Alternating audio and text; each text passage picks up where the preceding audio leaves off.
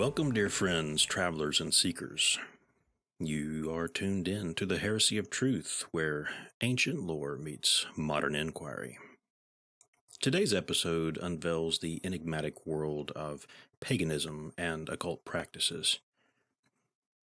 Whether you're taking your first steps into these spiritual realms or revisiting the roots of your practices, this episode aims to enrich your understanding and deepen your connection to these ancient paths. So let's embark on this journey together and see if we can explore the sacred and the profound. Let's begin by exploring the essence of paganism, a spiritual path often wrapped in mystery and rich with diversity. At its core, paganism encompasses a variety of spiritual traditions. Generally, these are characterized by polytheistic beliefs and a profound, earth-centered reverence for nature. Now, I will say, not all pagan paths fall into that specific description. Eventually, we're going to discuss them all here at the Heresy of Truth. But for now, let's paint with a broad brush and look at the most general category that covers the majority of the paths. So today, we'll unpack these concepts, journeying through history to understand paganism's roots and its flourishing branches across cultures. Paganism historically is a term that was used by early Christians to describe religions practiced before Christianity, especially those that were worshiping multiple deities. These religions were predominantly tied to the natural world, with deities representing elements like water, earth, fire, air. The term itself has evolved, and today it's embraced by many who seek a connection to these older belief systems and a spiritual engagement with the natural world. Central to many pagan traditions is polytheism. That's the belief in and veneration of multiple gods and goddesses. Each deity typically oversees specific aspects of the world, such as Thor in Norse mythology. He governs thunder, or Caradwen in Celtic mythology, who is associated with magic, wisdom, and transformation. However, it's crucial to note that some pagan paths embrace animism or pantheism, beliefs that the divine pervade every part of the universe and is synonymous with nature itself. At the heart of paganism is a deep respect for nature, seen as a manifestation of the divine. This reverence is expressed through practices such as celebrating the seasons, which mark changes in the year with festivals. These include the solstices and equinoxes, which many traditions, such as Wicca or Druidism, observe with rituals that honor the Earth's cycles.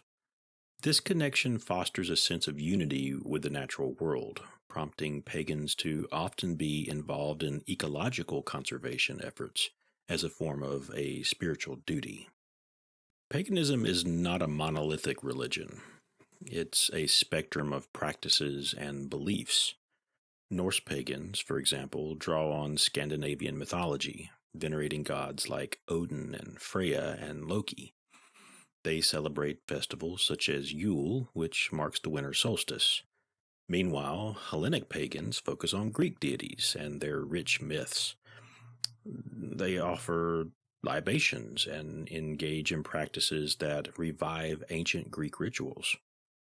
Additionally, modern Druidry, influenced by ancient Celtic priesthood, places a strong emphasis on poetic inspiration, healing, and the sacredness of places. In contemporary times, paganism has seen a resurgence. It's especially noticeable in movements such as Wicca, which was popularized in the mid-20th century by figures like Gerald Gardner. This resurgence is part of a broader spiritual awakening that seeks to reconnect with pre-Christian and pre-Abrahamic traditions, find spirituality in the everyday, and restore a balance often felt missing in modern life. Today's pagans might gather in covens or circles, participate in Renaissance fairs, or meet at festivals, using the internet and social media to share their practices and build community across the globe. As we can see, paganism is as rich and varied as the landscapes it venerates, from the rolling thunder of Norse sagas to the deep forests of Druidic rites. It invites those who follow its path to view the world with wonder and reverence, to see the divine in the rustling leaves, the rushing waters, and the cycles of the earth. Delving deeper into the fabric of pagan traditions, we uncover a mosaic of beliefs and practices that resonate across various paths. While diverse, these practices often center around several key elements: rituals, magic, divination, and a pantheon of deities. Each of these elements plays a crucial role in how practitioners interact with the divine and the natural world.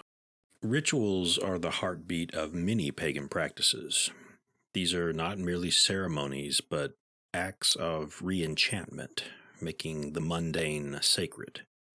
Rituals might mark the phases of the moon, or celebrate seasonal festivals, or honor deities.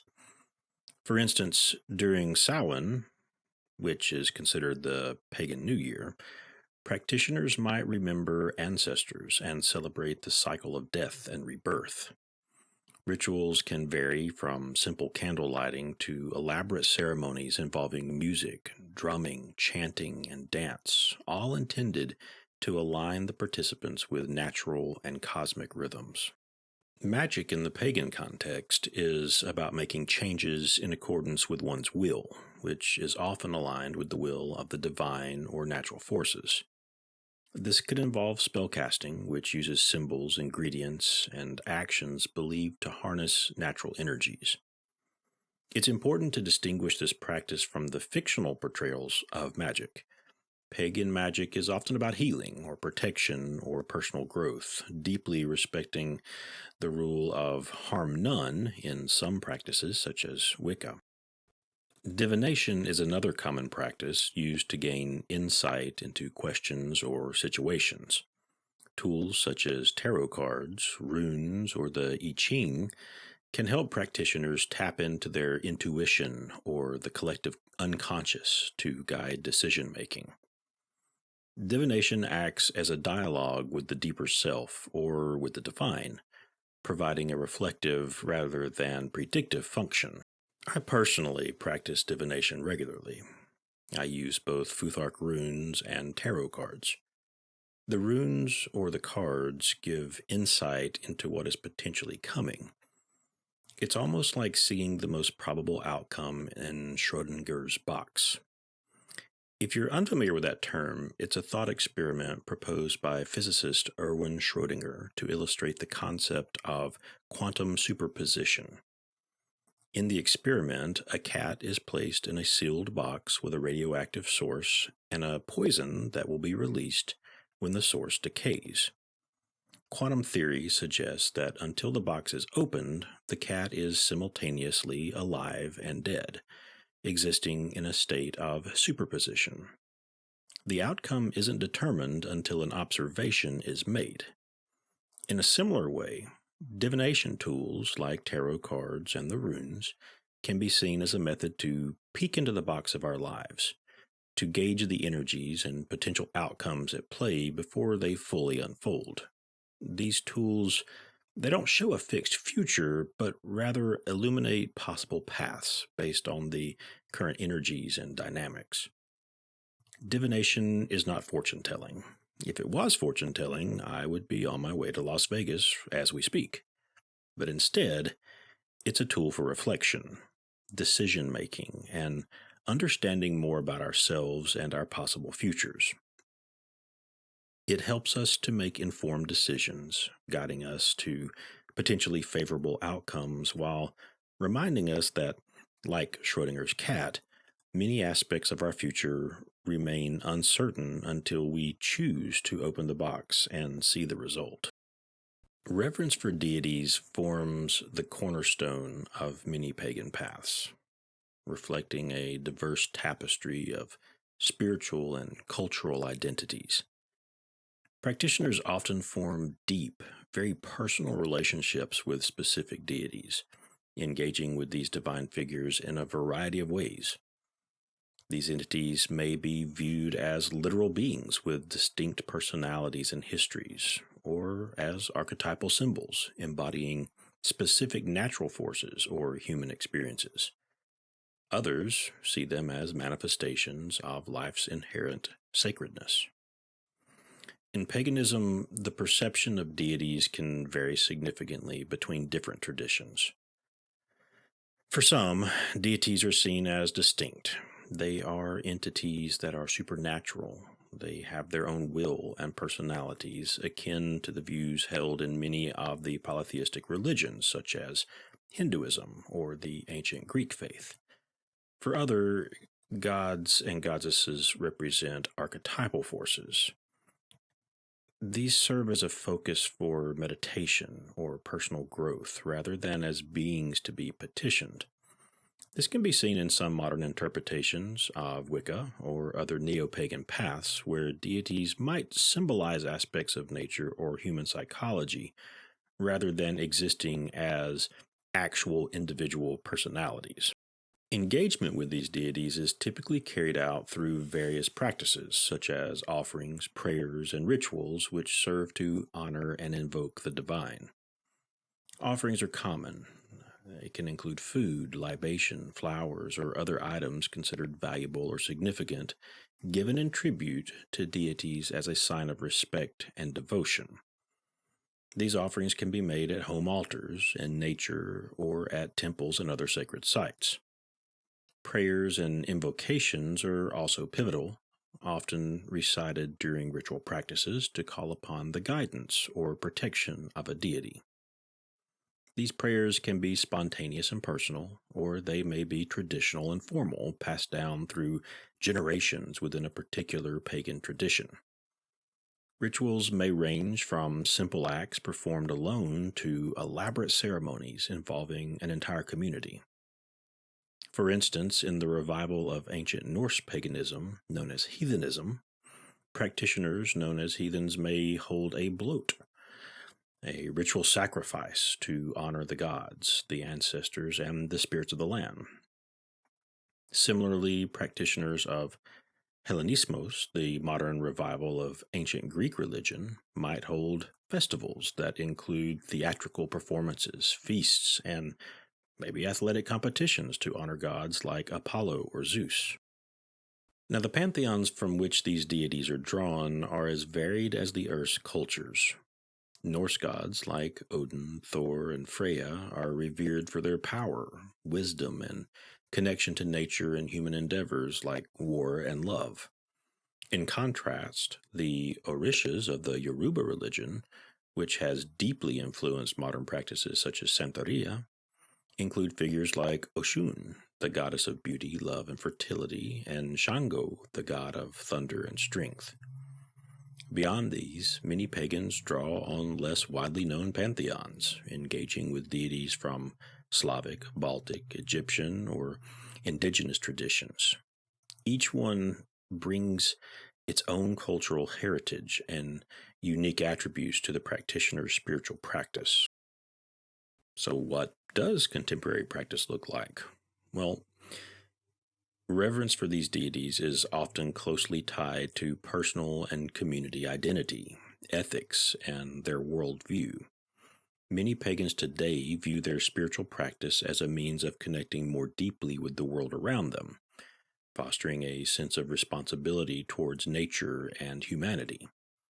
This connection is frequently expressed through activism, ecological conservation, and community service, affirming that the worship of these deities is not only about personal fulfillment, but also about making a positive impact on the world. The reverence for deities in paganism offers a rich, complex array of spiritual practices that enhance personal and communal life. Through these relationships, practitioners find wisdom, guidance, and inspiration, weaving the divine into the fabric of their daily lives. So now you know a little bit more about the core practices of paganism, and hopefully I've offered a window into the spiritual and practical applications of paganism. They foster a connection to the natural world, They enhance personal and communal spirituality, and they offer pathways for personal transformation. But this podcast episode was titled Paganism and the Occult, so let's talk about the occult. Turning our gaze deeper into the shadows, we explore the occult, often misunderstood as merely mysterious or secretive, but in reality it is a pursuit of deeper knowledge and esoteric wisdom.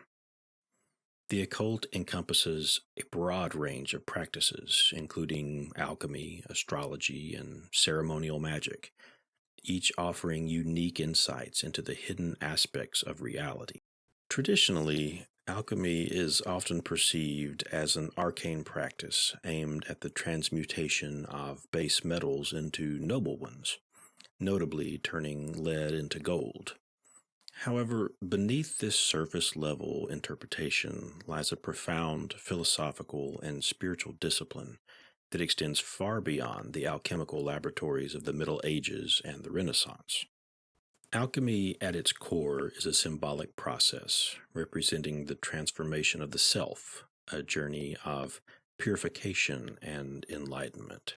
Alchemy operates on a dual level of reality, material and spiritual.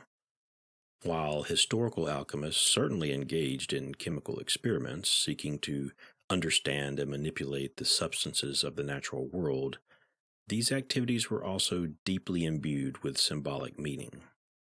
Each element and each process in the alchemist's repertoire was a metaphor for aspects of the human experience and the soul's journey towards perfection. For example, the prima materia, or the first matter, is a concept in alchemy that represents the original, undifferentiated essence from which all materials are believed to arise. In spiritual terms, this is akin to the raw, unrefined aspects of the self that are the starting point of personal development. The processes of calcination, or burning into ash, dissolution, and separation, followed by conjunction, fermentation, and ultimately coagulation, describe the stages of breaking down the ego, purifying the spirit, and reintegrating into a new enlightened whole. In alchemical thought, the four classical elements, earth, water, air, and fire, serve as essential components of both physical substances and spiritual growth. Each element represents different qualities and stages of the work. Earth stands for solidity and endurance, water for fluidity and intuition, air for intellect and clarity, and fire for passion and transformation. The alchemist's task was to understand and harness these elements within the crucible, both literally and figuratively. Transmutation, the most iconic goal of alchemy, symbolizes profound change. Turning lead into gold is not merely about material greed, but it reflects a transformative process of elevating one's baser instincts and traits into virtues. Gold in alchemy is not just a precious metal, but an ideal of spiritual perfection and enlightenment, incorruptible and radiant. The work of alchemy requires heat, both in a literal sense, as materials are often physically heated and combined in experiments, and in the metaphorical sense, where the fires of trials and challenges are necessary to foster personal growth and transformation. Just as materials must be exposed to the right amount of heat to change without burning, the human soul needs experiences that are intense enough to transform, but not so overwhelming that they destroy. Patience is equally critical in alchemy. The processes of transformation, whether turning metals into gold or evolving the self, are not instantaneous. They require time, persistence, and deep commitment to the process. The alchemist must wait through many phases and reactions, often repeating the processes, to achieve the true essence of the work.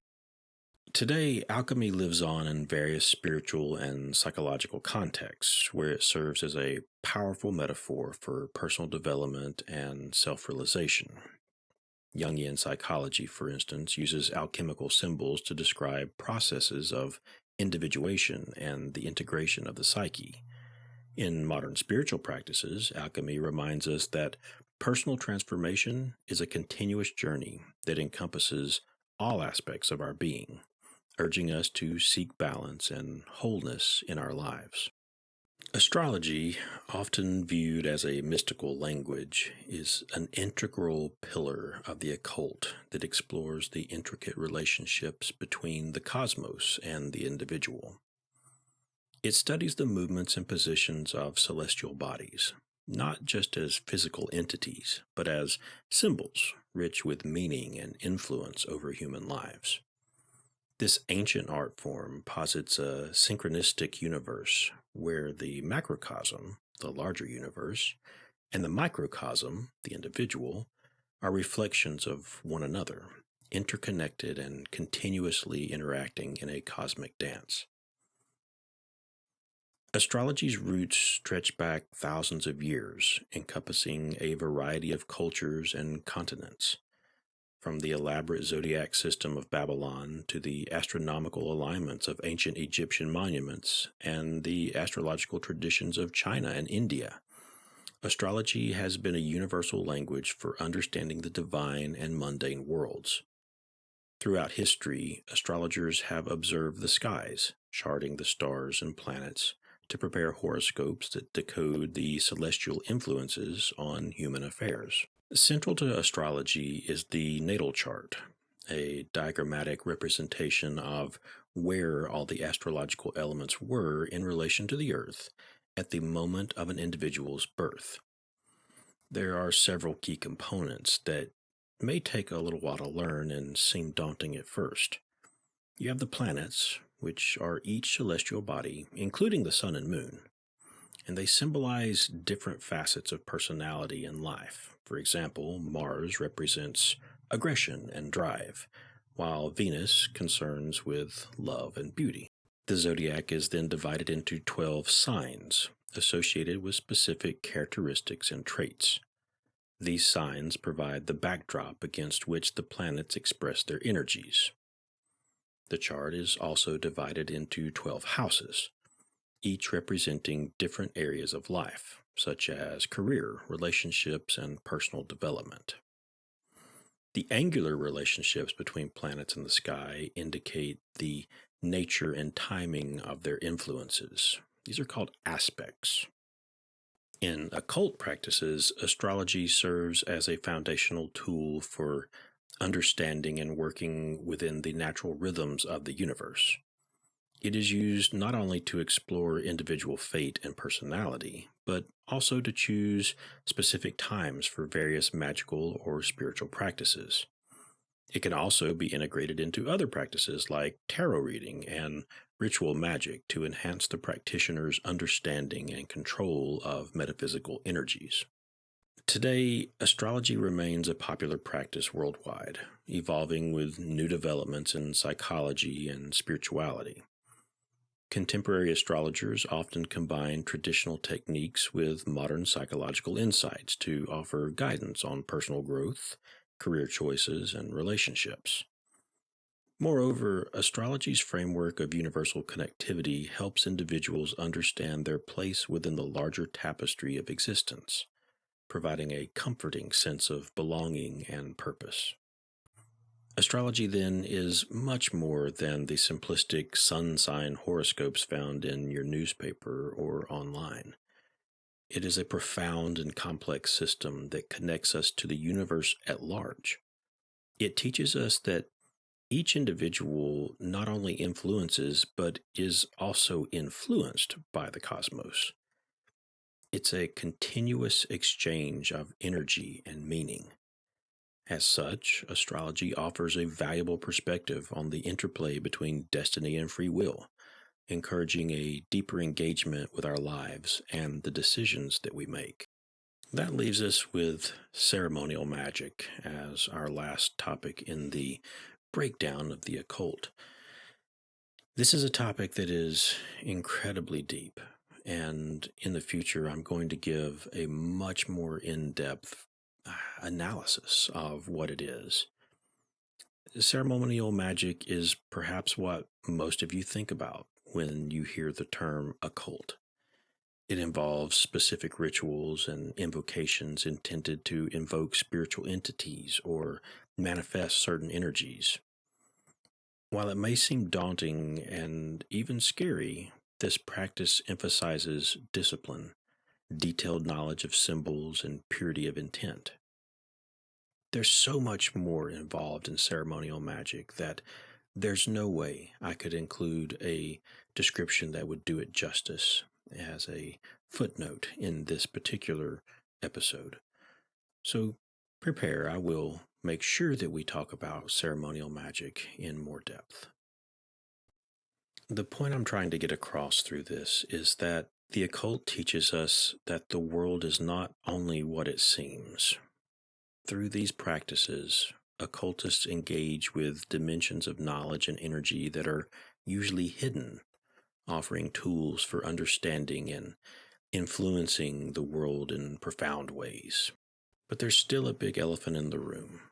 There's still something about paganism and the occult that needs to be discussed, and that's the misconceptions about it that have persisted for not just centuries but millennia. Paganism and the occult, they face these misconceptions and prejudices shadowed by historical stereotypes and modern media portrayals. So let's dispel some of those common myths and consider the genuine substance of these spiritual paths. First, paganism is not disorganized or primitive, nor is it inherently sinister or malevolent, as often portrayed in pop culture. Most pagan practices do not involve the worship of evil entities or the performance of harmful magic. Instead, they are deeply rooted in a respect for nature and typically promote values of love, harmony, and respect for all beings. Now, while there are some paths that do embrace the darker side of the spiritual world, it's not really as cut and dry as simply saying this is an evil path or that is a good path. Often, what has been portrayed by the authors of mainstream history as evil has been run through the lens of the Abrahamic faiths. From that perspective, anything outside of those religions' space is considered evil. Beyond that, many things that occupy space in the darker areas of the metaphysical world are often more misunderstood than inherently evil. If we hear the term necromancer, then we immediately conjure images from horror movies or from a fantasy novel or video game. We imagine a dark, brooding individual who robs graveyards and raises the dead to do their bidding. I, of course, will never make a universal statement that this has never been attempted, but I can state that I know several necromancers. Their work revolves around the dead, yes, but are they raising undead hordes to carry out a sinister plan? Of course not. They typically work in ways that communicate with the dead, and that is probably something that you may have interacted with too. Have you ever used a medium or maybe heard of a medium? Well, that is by definition a type of necromancy. Some of you may have heard of psychopomps. These are individuals that work to assist spirits and the dead to move on to their afterlife. Even death doulas are sometimes considered associated with necromancy. The point I'm trying to make is that the dark, foreboding, and evil label that has been forced upon the occult is fundamentally skewed. There are darker aspects of any human activity. Humans do trend towards messing things up as a whole. So when we pull back a little bit, though, zoom out from the politically and religiously motivated picture we have been given of the occult, we begin to see something quite different. We see old religions of our ancestors. We see men and women seeking to understand the world around them in new ways. We see an exploration of deeper spiritual truths and the hidden aspects of the universe that could help us understand ourselves and our place in the world. Practitioners of paganism and the occult today face various challenges. These range from the misconceptions above and societal prejudices to internal debates within the community about the authenticity and the interpretation of ancient practices. Despite these challenges, many find profound rewards in these paths, such as a strong sense of community, personal empowerment, and a deeper connection with the spiritual dimensions of life. In the modern world, paganism and occult practices have adapted to contemporary needs and contexts. This includes the use of technology and social media to share information, connect practitioners across the globe, and organize events and festivals. Environmentalism and eco-spirituality are also significant aspects, with many pagans and occultists involved in activism to protect the earth, seeing this as a sacred duty to the deities that they worship and the planet they venerate. Today's pagan and occult communities are also incredibly diverse, welcoming people of all backgrounds, orientations, and identities. This inclusivity enriches the community, bringing a wide range of perspectives and practices that reflect the global nature of these spiritual paths. Festivals like Pagan Pride Day and online platforms have made it easier than ever for seekers to learn about these traditions, to connect with others, and to explore various facets of paganism and the occult. So, as we have seen, paganism and the occult are complex. They're richly woven into the fabric of human spiritual experiences. They offer paths to personal growth and understanding and a profound respect for the natural and spiritual worlds.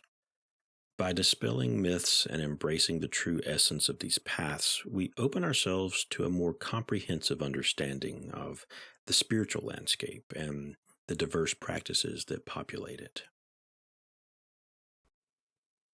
Now, as we close today's exploration, remember that the journey into paganism and the occult is as varied as it is enriching. These paths invite us to see beyond the surface, to question our preconceptions, and to engage deeply with the world, both seen and unseen. They challenge us to grow, to change, and to embrace a broader view of what it means to be spiritually alive in our times. Thank you so much for joining me today on the Heresy of Truth. I am forever grateful to each and every one of you that has chosen to spend this time with me and listen to me talk about something I am extremely passionate about. Please remember to subscribe to this podcast for more episodes that explore the depth of the divine. Until next time, continue to welcome the wisdom of the old gods and the mystery of your own gnosis, and never cease to embrace the heresy of truth.